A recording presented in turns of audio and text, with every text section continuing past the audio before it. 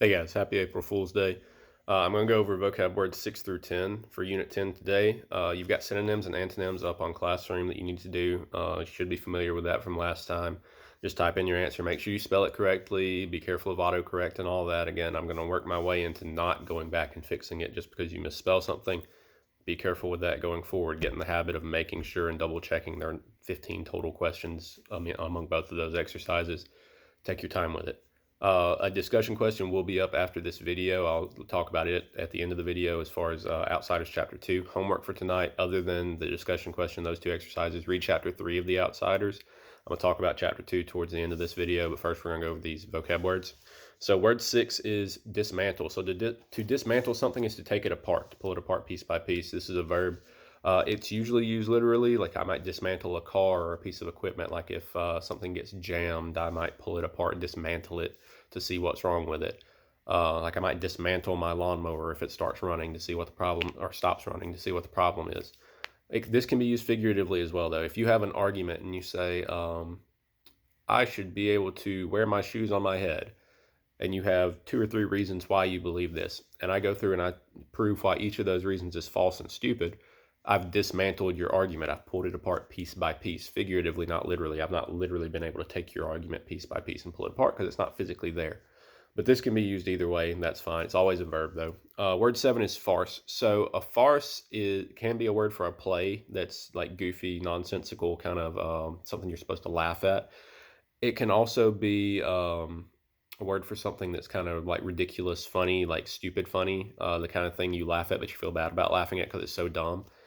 But the way that I most commonly see farce used in modern English is when something's being made into a mockery. So if you go to a meeting and it's supposed to be really serious and official and people are talking about something that really matters, and suddenly somebody gets up there and they start quoting some stupid movie and they're making all these weird jokes and everybody's laughing, and a guy comes out in a chicken suit and starts doing the worm on the floor, they've turned the meeting into a farce. It's a mockery of what it's supposed to be. It's almost like a parody, if you know what that is from YouTube and things like that. You've watched parodies of certain movies and things.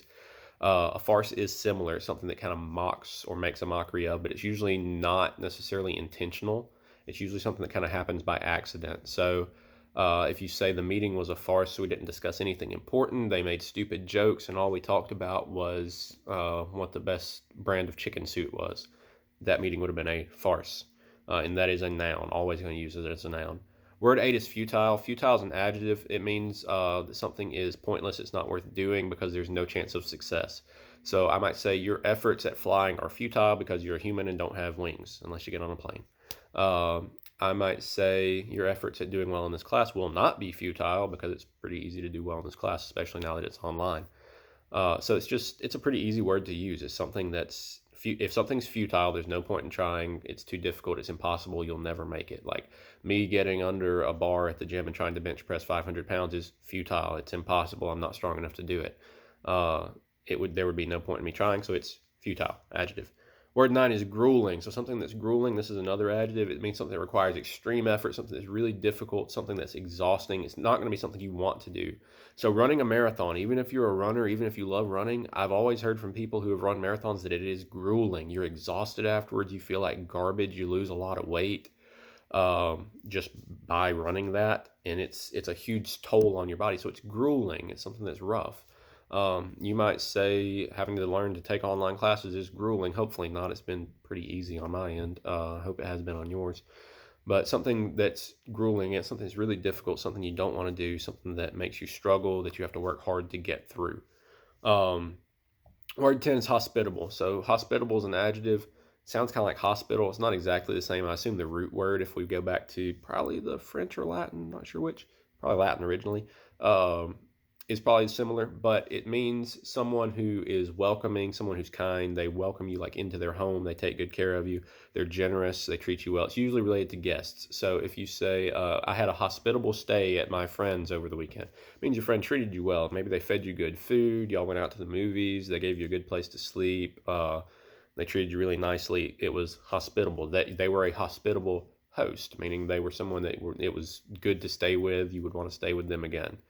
Most of those words I think are pretty straightforward. The only one that could be difficult to use is probably farce, just because it's got a couple of different meanings. Like I said, I would use it as that mockery. But if you have questions on any of those, let me know. If you have any difficulties with synonyms or antonyms, by all means tell me. But I'm not going to use too much time on those because, like I said, I don't think any of those 5 are particularly difficult. I want to talk about the outsiders. So chapter 2 introduces us to a couple new characters, and it gives us a more detailed picture of some characters we'd already known about. I'm not going to focus too heavily on Marcia, one of the girls introduced, because she's not as important to the book. Cherry Valance, on the other hand, is very important, so I'm going to talk about her a good bit. The basic plot of this chapter is that we know that Ponyboy and Johnny made plans with Dally to go to the movies. I think it was on a Friday night. And so they meet up with him at the beginning of this chapter. They walk around town for a bit, and then they go to the movies. And of course, it makes the comment that they hopped the fence. They had the money to pay. It's only a quarter, but Dally makes a point of breaking the law. He does it on purpose. He doesn't do it because he has to or because that's his only option. He does it because he wants to break the law. That's a very important aspect of his character. He's someone who likes to do things the wrong way. He likes to rile people up. He's kind of the stereotypical greaser. Like he is what everyone thinks greasers are. He's violent. He's crude. He's a bully, and he's just kind of a bad person for the most part. We'll see that that's not necessarily fair. Just to say he's a bad person as a blanket statement. But most of us, if we knew him, we would think he was a bad person. And he's the greaser that most fits that, I think. So he goes with Pony and Johnny, and they go into this movie, and it's a drive-in. So they're sitting there. It's a double feature. They're going to be there for a while. And they're sitting behind these 2 girls, and Pony recognizes them from school. He says, they're cheerleaders, they're very attractive girls. Dallas goes and sits down behind them, and he starts speaking in a vulgar way, saying inappropriate things. Hinton, of course, being a 15 or 16-year-old and writing for people your age, thankfully does a good job of not going into detail on what he said, but we can all imagine the things he's saying. It's kind of making the girls red in the face, making them upset. But Cherry turns around and basically tells him to shut his mouth and get away from her. So she's pretty bold. She stands up for herself, and Ponyboy's pretty impressed by this. Dallas offers him a Coke. He goes to get one. He comes back. Cherry throws it in his face. Again, this is a pretty fiery young lady here. And Ponyboy's kind of taken with her. He's a little bit enamored, and Dallas starts to harass him again. And Johnny stands up and he says, leave him alone. And this is really kind of shocking to all of them because Johnny, like I talked about in the previous chapter, he's really quiet. He's someone everybody's really careful around. He doesn't go out of his way to do very much. He's just kind of there, and everybody's really kind to him because he's such a quiet person. He gets beaten at home. We know he took that bad beating from the socias that I'll talk about in a second. But he stands up to Dally and he says, "Hey, Dallas, leave him alone. Like, don't bother them." And it says Dallas looks at him kind of like, what? Because Dallas Pony says he would have punched anyone else. It would have ended up really badly, but Dallas cares so much about Johnny, just like the rest of the gang does, that he just kind of stalks off angrily. It's like if you're doing something you shouldn't do and your best friend in the world, who you could never be mad at, says, "Hey, stop. Like, this isn't going to work." You would be upset, you would be frustrated, but you'd probably be more mad at yourself than anything, and you would probably walk away. You'd probably need some time. So that's what Dallas does. Johnny and Pony are invited to sit with the girls, and they're really kind to him. They talk to him. They make a good point of they're really tactful. They don't point out how young Johnny looks or how young Pony is. They do make the comment that you don't look quite old enough to be in high school. And he says, well, I was moved up a grade. So that, again, it's an indication of how smart Ponyboy is, that he's bumped up an extra grade in school. And he's pretty good with girls. He's pretty smooth. Johnny seems to be as well. And Pony makes the comment that even Derry says, I'm pretty level-headed when it comes to girls. But he also makes the comment, "I'm not really interested in girls yet." It doesn't seem that way, by the way. He's talking about Cherry. But he's never really been girl crazy to this point in his life. Being that he's 14, he's a little bit old to not have gone girl crazy yet, but it seems like maybe he's starting to get there. And so they talk to Cherry and Marcia for a bit, and Marcia is kind of a more dull personality. Like I said, I'm not going to talk about her as much. She doesn't have as much to say. Pony talks about how she'll gladly take the Coke that Dallas bought for them and drink it, but Cherry won't, just on a point of principle. Her name's actually Sherry. They say she's called Cherry because of her red hair. And these are Soch girls. They're socials. So it's kind of odd for them to be so kind to Pony and Johnny. Then Two Bit shows up. Two Bit's another character that's pretty interesting. He's kind of the comedian of the group. I talked about that a little bit in the last video. He's goofy. He doesn't take anything very seriously. He's famous for kind of doing this number to people. He's an 18-year-old junior in high school, so he's failed at least once and probably never going to finish school. but he seems to be a little bit more kind and level-headed when it comes down to it than most of the other greasers, especially Dally.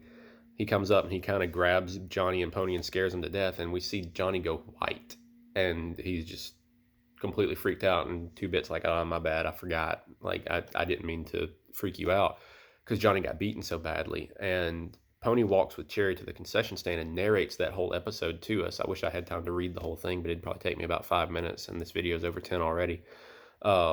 He talks about the episode where Johnny got beaten. Go back and look at that if you didn't pay good attention to it. He got mugged not far from where he lived by a group of Socias who jumped out of a blue Mustang. One of them wore a bunch of rings on his hand, and they beat him pretty badly. So there's a gash running from his temple down his cheek that he'll have for the rest of his life. He was all cut up. He could barely talk or see when they got to him. It said he always took his dad's beatings like they were nothing. It said his dad took a 2x4 to him, and Johnny didn't make a sound. But now he's bawling his eyes out. He's crying. This was a pretty bad deal. He's obviously traumatized by it. And Pony says, Johnny, who is the most law-abiding out of all of us, even more so than himself, Pony says, most law-abiding out of all of us, now carries a 6-inch switchblade around in his back pocket. So a switchblade's a knife that flips out really quickly, so it's really easy access to pull out.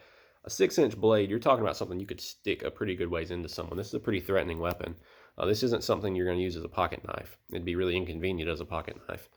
So this is a weapon meant to defend himself and possibly to kill someone else. And Pony, it's kind of heavy-handed foreshadowing, but he says if he was jumped again, he'd kill somebody. So like I said, I think that we just now got narrated that was alluded to in chapter 1. I think it is really the inciting incident of the book, because we started in media res in the middle of things. The actual action of the book, the inciting incident, took place way back before this actually started. So we jump in kind of when the action's already on its rise.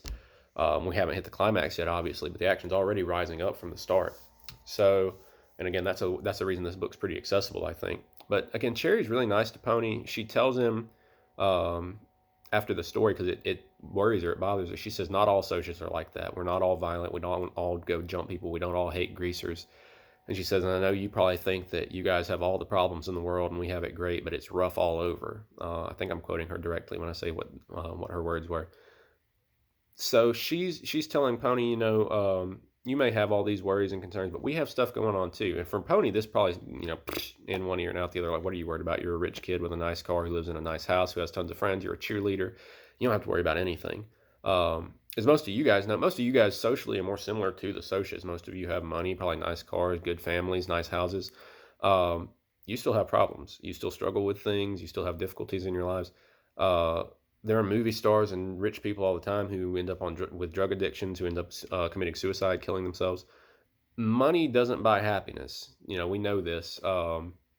And this is something that Ponyboy doesn't necessarily realize at this moment. He thinks that these people are happy. He thinks that they're probably having great lives and that it's just rough for the greasers, which again shows, despite that rich interior monologue that he's got going on, all his developed thoughts, all the complicated views he takes on things, because he thinks things through more than most people, not just characters in this book, but more than most people, I think. He makes really astute observations quite a bit. He still doesn't realize a lot of things. And like I said, he's kind of blind about himself in many ways. Cherry asks him, is your brother the one that works at that gas station? Really good looking guy? And Pony's like, yeah. And she's like, well, you look like him. So that reminded me. And so Ponyboy's getting complimented here. He's being told he's good looking like Soda. And he says, I never thought I looked much like Soda, but I like to hear my brother complimented. Which, of course, you're going to like to hear somebody say something nice about your family. But Ponyboy completely ignores that compliment, ignores that comparison to Soda, and says, I don't think I look much like him. So he's blind about himself in so many different ways. He thinks that he's a greaser. Like we said in our discussion question yesterday, most of you guys pointed out he doesn't really fit in with the rest of them. He's really different. I talked a little bit about how Derry and Soda aren't necessarily like them either, but that's because we're looking at the greasers with what we've gotten so far and what Ponyboy's given us, which is the ideal greaser would be Dally. Dallas Winston is the greaser. He's from New York. He's killed people. He's seen people killed. Well, I don't know that he has killed people. It doesn't say that, but he's seen people killed. He's violent. He's crude. He's a bully. He likes to pick fights. He went and slashed somebody's tires just for the fun of it while he was, kind of off the screen in this chapter, as 2-Bit tells us. He's kind of a bad guy. And that's the greaser that we've probably got in our head right now and that Ponyboy has in his head. None of the rest of the gang really fit that. Even Two Bit, Steve might come a little bit closer than some of the rest, just because he's not necessarily the nicest guy. But we don't have much about him yet to know that. But the rest of them don't necessarily fit that mold. And as we're seeing with Cherry Valance, I hope, not all the socials fit a certain mold either. This is something that S.E. Hinton does gradually over the course of the novel. She builds up and tears down perceptions about who people are based on their social classes. It's a really sophisticated picture of that for a 15 or 16-year-old to have written, or even for an adult to have written. So I hope you take notice of that as it goes forward. So, and again, good job on the discussion question yesterday. A lot of you gave relatively similar answers, but most of you picked up on the fact that Ponyboy's, he's intelligent, he's clever, he's creative, and he's trying desperately to fit in. He admires his brothers so much, he admires the members of the gang, but he's at the same time his own person. He's this individual, and it seems like he's going to have to figure that out one way or the other, or it's going to end up being pretty bad for him, and we'll have to see as we go forward. I know a lot of you have already read A Long Way Ahead. This is a book that can be hard to put down. It's really good. It'll pick up for sure in a couple of chapters. So if you're not into it yet, just hold on. You'll get there. It's good, I promise. This video is a bit over. Sorry about that, but I get carried away talking about it. So discussion question for today, which I'll post shortly after I post this video. It'll say discussion question 2. I'm going to say 3 or 4 sentences on this one because I think it's a little bit more complicated of an answer. So, Cherry Valance, do we think she's genuine when she's talking to Ponyboy? Is she just patronizing him, which means is she treating him in this way because she feels bad for him, because she has nothing better to do? Because, it mentions that she and Marcia broke from their boyfriends because their boyfriends brought alcohol to the movies and they didn't want any part of it. So is she just hanging out with him as kind of a way to get back at her boyfriend?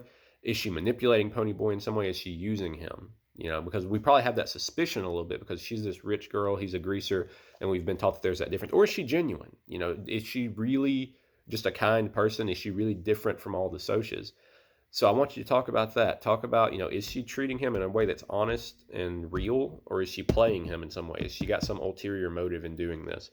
And what do you make of her just in general? Do you think she's an honest, genuine person? What do you think about her statement that it's rough all over? Is she full of it, or is she right? So to pare that down to just a question, is Cherry Valance genuine with Ponyboy, and is she correct that it's rough all over? That's your discussion question for question 2. See you guys.